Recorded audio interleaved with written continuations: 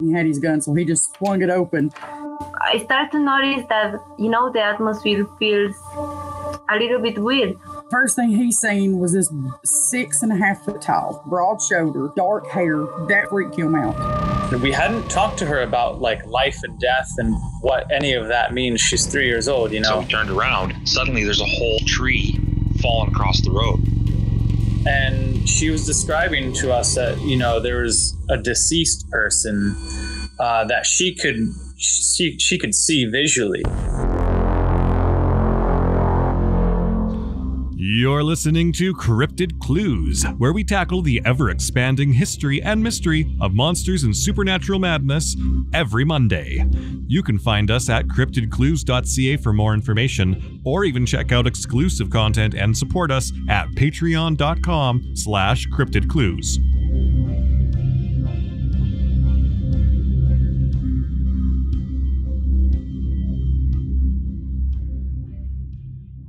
Hello everyone, welcome to our latest episode of Cryptid Clues. I am your host Taylor, and today we are going old school, campfire clue style. I have an encounter from a gentleman out of Tennessee who's offered to let me tell it on the show. So we're going to stoke that fire right now and get into this. And I quote, "A few people have asked me to share my story. So here we go. I live just outside Nashville. First week of September, 1989.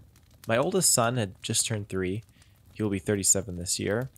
I had just bought my first bass boat, a little Dyna Track with a 40-horse Mariner 2-stroke. I fished a lot of local tournaments, and during the summer, when it is really hot and humid in Tennessee, J. Percy Priest Lake, Cheatham Lake, Old Hickory Lake, and Normandy Lake are the ones I fish regularly. I was fishing J. Percy Priest Lake on a Friday night, practicing for a Saturday night tournament. I routinely would fish back up in the creeks at night. I caught several fish and had just looked at my watch. It was just after 2 a.m. and I was getting ready to call it a night.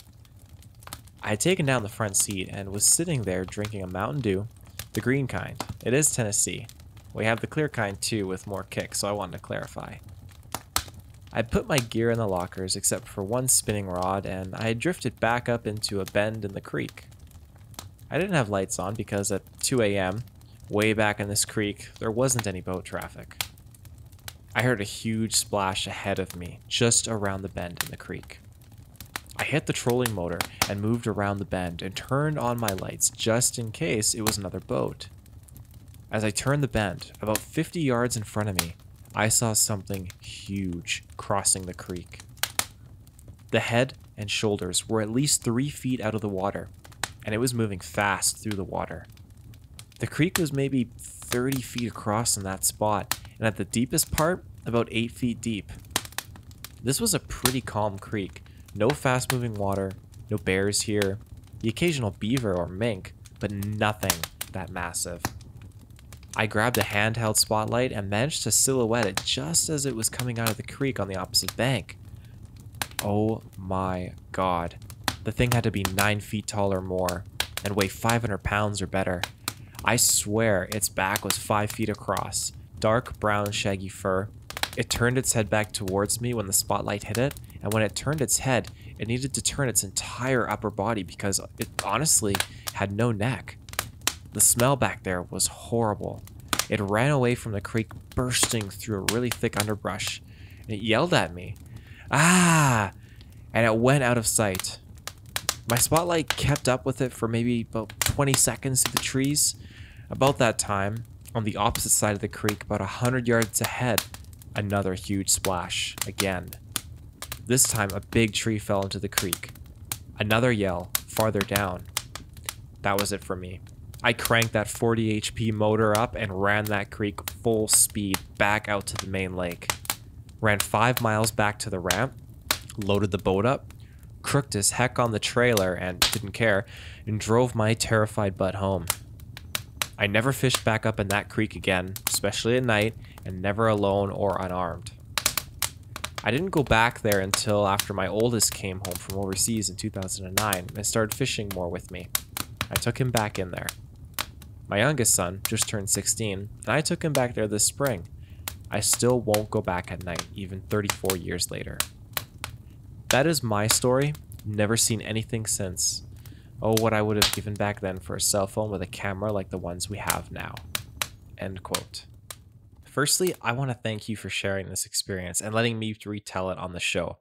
We got into some good follow-up conversations about their experience, and they used to feel ashamed to tell this story, something that is still very prominent in today's society when discussing Bigfoot. One of the key terms that they had used in our conversation was wood booger, which, if you aren't familiar with, it's another one of the many names used for Sasquatch. They have a strong family lineage out in Tennessee, and specifically a little area south of Lawrenceburg. His grandfather was a logger at the time and used to tell the family stories of the woodbuggers that would come down basically and tear up the equipment and scream at the workers. Now, this is a few decades ago, of course, but this is exceptionally important. And a short callback here, because Reuben and I went to the Nicola Valley Bigfoot Conference. And in case you didn't listen to that episode, we discussed the event last week and talk about the guest speakers and such. Definitely check that out. But on that note, one of the guest speakers made an important note on befriending loggers, learning when they're logging, and asking if they catch on to any weird ongoings. Now, this is definitely the case here with this gentleman's grandfather.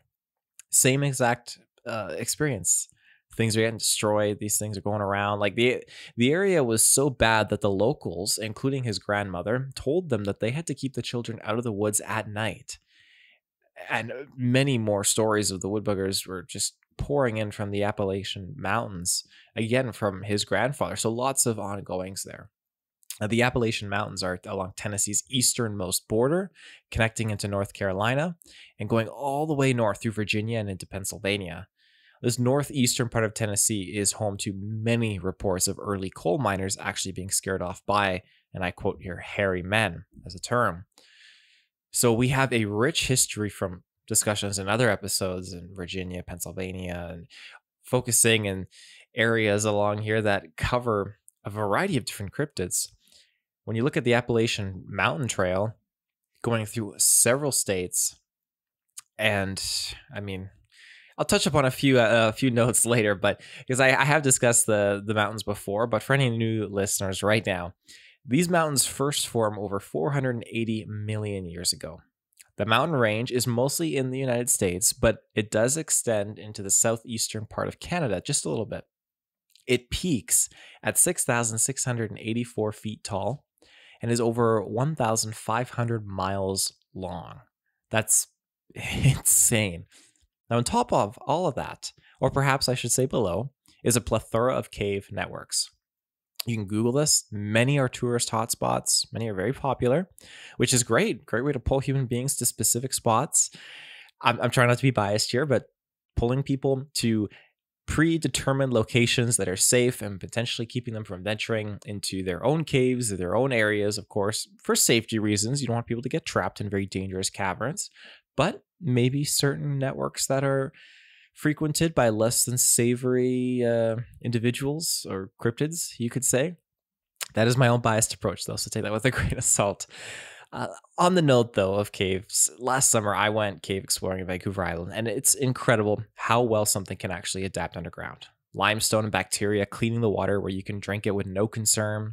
Particularly in some caverns towards the southern end of the Appalachian Mountains, you actually have crayfish and other underground adapted creatures and insects that prove to be a valuable food source to the right kind of predator or creature that's going through there. It's an amazing self-sustaining ecosystem that's adapted and evolved. And if you know how to tap into that, you can survive down there, especially if these are long underground highways that require many days of travel. Moving on from there, though, let's touch a bit down onto Kentucky here. Many older tales of coal miners, like we mentioned prior, running into these bipedal hairy men while out on the job. Bigfoot investigator Thomas Markham was out investigating one of these Kentucky mines, and he was out looking for a specific destination using Google Maps. After exploring the area a bit, he backtracked for about a mile and finally reached his location. And once he found the old mine, he found the tracks as well, and I quote, "These tracks, while lacking a lot of definition, were larger and wider than my size 12 boot. These were in a straight line with the exception of one track at the top of the bank. this could have been a sidestep to maneuver over the hump in front of the mine opening. I don't know. This opening may be used at different times of the year. It's just hard to say. I do know that Bigfoot is smart enough to know when an area has increased human activity in it. So maybe this time of year they used this opening less. Just across the hollow from the coal mine, however, is where I found the tree breaks and recorded the wood knocks just a few days ago. Now, real quick here, that's the end of that quote. The idea that Bigfoot knows when human activity is heightened in a specific area is something I absolutely stand by. Look at loggers. And now in this case, let's say the Orang Mawas. This is something I talked about. That's the Malaysian Sasquatch. This was an episode from a couple weeks ago. They closed down the whole area of forest for monsoon season that these creatures reside in. And I bet that applies to places all around the world, though, when they come out from their more remote parts of the forest to venture into caves or national parks, because they've identified there's that lesser human presence. So when monsoon season comes, humans aren't allowed in these areas anymore. In come the Sasquatch. Let's check it out. Let's go stretch our legs a little bit. It makes perfect sense to me. And not all national parks in Canada are open all the time either. It all depends on weather and the conditions, of course. And there's a lot of national parks that you can go and cover the main touristy spots. But there are lots of places that you are not supposed to go to. Of course, like I said earlier with the caves, dangerous spots, predators, you need to be careful. But I'm sure that those lesser traveled areas are more frequented by Sasquatch. Now, in closing, I have a couple old early American legends of Bigfoot-like beings that center around Kentucky and the surrounding areas. This first one that's recorded has had multiple versions of it come to light and takes place in a very isolated region of the Kentucky mountains. Note, these are also taken down notes directly from the source back in 1955. There are elements of the story that may be described as violent, so please proceed with caution. And I quote, "Once they was man out hunting, and he got lost, and after a while he began to get hungry. He come to a big hole in the ground, and he thought he would venture down into it. He went down in there, and he found that old yeehaw lived in there and had deer meat hanging up and other foods piled around the walls. The man was afraid at first, but yeehaw didn't bother him, and he went toward that meat to get him some. The yeehaw walked over and looked at the knife and said, 'Yeehaw, yeehaw,' a time or two. He cut it off a piece of meat and it started eating it. Well, the man stepped over to the middle of the pit and took out his flint and built him up a fire. And the yeehaw watched him and looked at the fire and at the flint and said, 'Yeehaw, yeehaw,' again. The man put his meat on a stick and broiled him a nice piece and started eating it. The yeehaw watched him and acted like it wanted a piece. The man cut it off a piece of the broiled meat and reached it over, and the yeehaw commenced to eating it up and smacking its lops and saying, 'Yeehaw, yeehaw.' Well, the man lived there with it a long time, and they got along all right. After so long, they was a young'un born to him, and it was half man and half yeehaw. And the yeehaw took such a liking to the man, it wouldn't let him leave. He got wanting to get away and go back home. One day he slipped off, and the yeehaw followed him and made him go back. Went on that way for a good while, but he picked him a good time and slipped away. This time, he got to the shore where there was a ship ready to set sail. He got on this ship, and he looked and saw the yeehaw coming with the young'un. It screamed and hollered for him to come back, and when it saw he wasn't going to come back, why, it just tore the baby in two and held it out one half to him and said, 'Yeehaw, yeehaw.' He sailed on off and left it standing there." End quote. So that is the primary tale. Another exists that very closely hits the same context, except that the yeehaw has 6 children instead of 1 and tears all of them into 2s and throws them at the man leaving.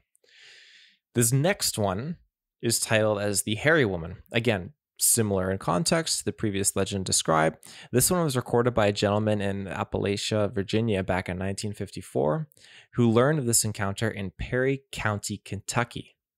And I quote, "One time I was prowling in the wilderness, wandering around, kindly got lost and so weak and hungry I couldn't go on. When it began to get cool, I found a big cave and crawled back in there to get warm. Crawled back in and come up upon a leaf bed, and I dozed off to sleep. I heard an awful racket coming into that cave, and something come in and crawled right over me and laid down like a big old bear. It was a hairy thing, and when it laid down, it went chomp chomp, chawing on something, I thought to myself. I'll see what it is and find out what it is eating. I reached over, and a hairy-like woman was there eating chestnuts. Had about a half a bushel there. I got me a big handful of them and went to chawing on them too. Well, in a few minutes, she handed me over another big handful, and I ate chestnuts until I was kindly full and wasn't hungry anymore. Directly, she got up and took off and out of sight. Well, I stayed on there till next morning, and she come in with a young deer. Brought it in, and with her big long fingernails, she ripped its hide and skinned it. And then she sliced the good lean meat and handed me a bite. I kindly slipped it behind me, afraid to eat it raw and afraid not to eat it, being she gave it to me. She cut off big pieces of deer meat and eat it raw. Well, I laid back, and the other pieces she'd give over as her eating it. She was going to see I didn't starve. When she got gone again, I built up me a little fire and grilled my meat. After being hungry for 2 or 3 days, it was good cooked, yes. Buddy, she come in while I had my fire built, grilling my meat, and she run right into that fire. She couldn't understand because it kindly burnt her a little. She jumped back and looked at me like she was going to run through me. I said, "Uh-oh, I'm going to get in trouble now." Well, it was cold and bad out, so I just stayed another night with her. She was a woman, but was hairy all over. After several days, I learned her how to broil meat, and that fire would burn her. She got shy of the fire, and got so she liked grilled meat and wouldn't eat it raw anymore. We went on through the winter that way. She would go out and carry in the deer and bear, so I lived there about 2 years. And when we had a little kid, one side of it was hairy and the other side was slick. I took a notion I would leave there and go back home. I began to build me a boat to go away across the lake in. One time after I had left, I took a notion I would slip back and see what she was doing. I went out to the edge of the cliff and looked down into the mountain, and it looked like 2 or 3 dozen of hairy people were coming up the hill. They was all pressing her, and she would push them back. They wanted to come on up and come in. I was scared to death, afraid they's going to kill me. She made them go back and wouldn't let them come up and interfere. Well, I took a notion to leave one day when my boat was ready. I told her one day I was going to leave. She followed me down to my boat and watched me get ready to go away. She was crying, wanting me to stay. I said, "No, I'm tired of the jungles. I'm going back to civilization again. Going back." When she knowed she wasn't going to keep me there, she grabbed the little young'un and tore it right open with her nails. Throwed me the hairy part, and she kept the slick side. That's the end of that story. End quote. Oh my gosh, what a tale. I personally love multiple explanations of the same scenario. It can somewhat help bridge what could, I dare say, real in this case, or help nudge out more of the exaggerated elements of a story as well. It just kind of fine-tunes things in the grand scheme of comparisons, but the consistent parts are what intrigue me the most here.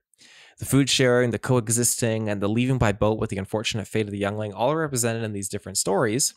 What is particularly freaky, well, what's not freaky about any of it in all honesty, but the freaky thing is him seeing 3 dozen other hairy beings trying to get up to where he is, and this thing just, back off. That would be terrifying. And he was there for 2 years. You can imagine how many times they attempted this, or how many times he's kind of doing his own thing and multiple other ones were watching him and maybe would have ripped him in half if it wasn't for the kindness of this female hairy cryptid. But for any new listeners, though, who may be thinking this legend is complete bogus, no one's coexisting with Bigfoot out in the woods. It's all mumbo jumbo.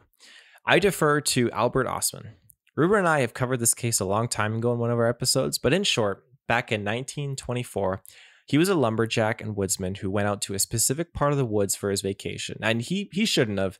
He knew in advance that there were sightings of wild men out there. It did not deter him at all. He was dedicated to get out there. So When he's sleeping one night, he reportedly was picked up in his sleep sack.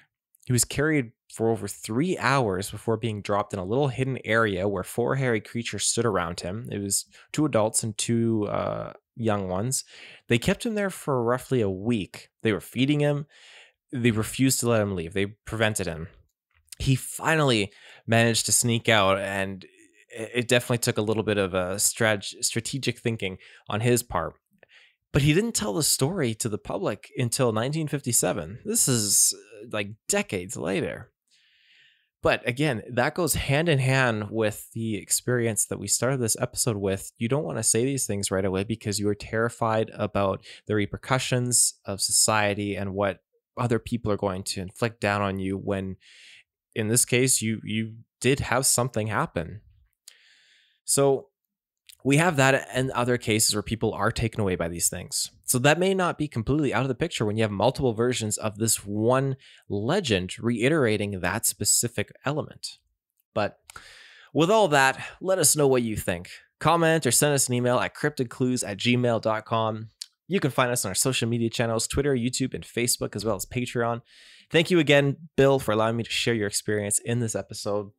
Me and Reuben got a couple cool things coming up. I'm planning an interview. Hopefully that'll take place soon. But yeah, thank you for tuning in to this episode of Cryptid Clues, and we'll be back next week. So until then, everyone, take care and stay safe.